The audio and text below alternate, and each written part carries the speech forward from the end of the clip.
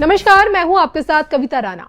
जिन्होंने राम सेतु को काल्पनिक बताया, जिन्होंने प्रभु राम के अस्तित्व पर सवाल उठाए, जिन्होंने सनातन की तुलना घातक बीमारियों से की और जिन्होंने अपनी डिक्शनरी में भगवा आतंकवाद शब्द को गढ़ा और जिन्होंने रामचरितमानस को तिरस्कृत किया, उन्हें आईना दिखाने का काम रामलला की चौखट से इस बार स्वयं पीएम मोदी करेंगे। 25 नवंबर की तारीख 5100 किलो की ध्वज दंड से 4 घंटों के अंदर अंदर दुनिया का नक्शा 360 डिग्री घूम जाएगा।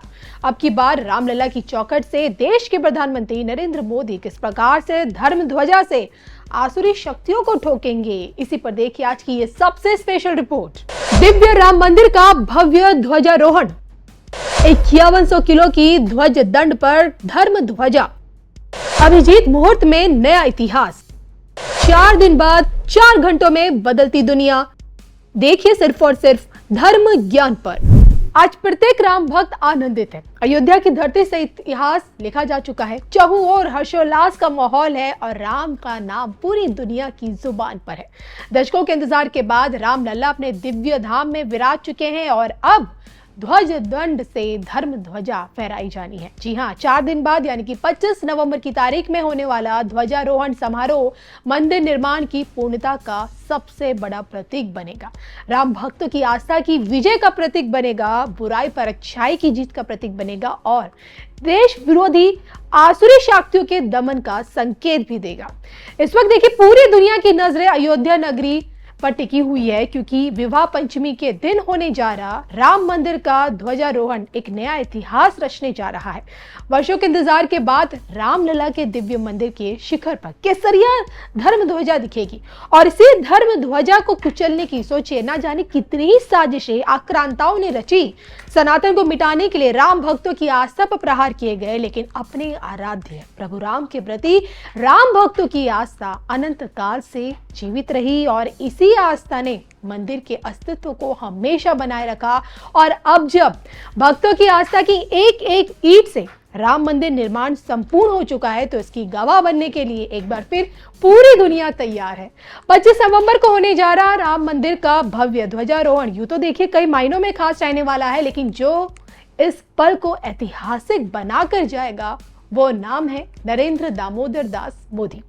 तो पीएम मोदी के हाथों ही अभिजीत मुहूर्त में 5100 किलो की ध्वज दंड से धर्म ध्वजा पताका फहराई जाएगी और 42 फीट ऊंचे 5100 किलो की ध्वज दंड पर सोचे केसरिया रंग की धर्म ध्वजा लहराएगी।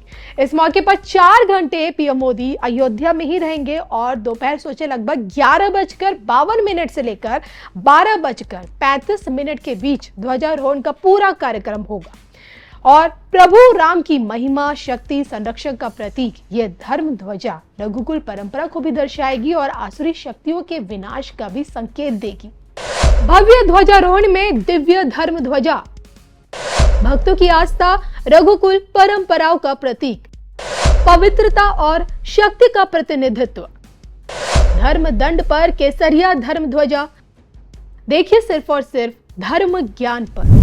तो राम मंदिर के शिखर पर लगने वाली धर्म ध्वजा कितनी खास है, इसका अंदाजा भी आप इसी से लगा लीजिए कि इसका निर्माण पीएम मोदी के गढ़ गुजरात में हुआ है। गुजरात के और उनके पूरे विश्वकर्मा समुदाय की इसमें बहुत बड़ी भागीदारी रही है। 25 दिनों में बनाई गई इस धर्म ध्वजा को चमकदार केसरिया रंग दिया गया है।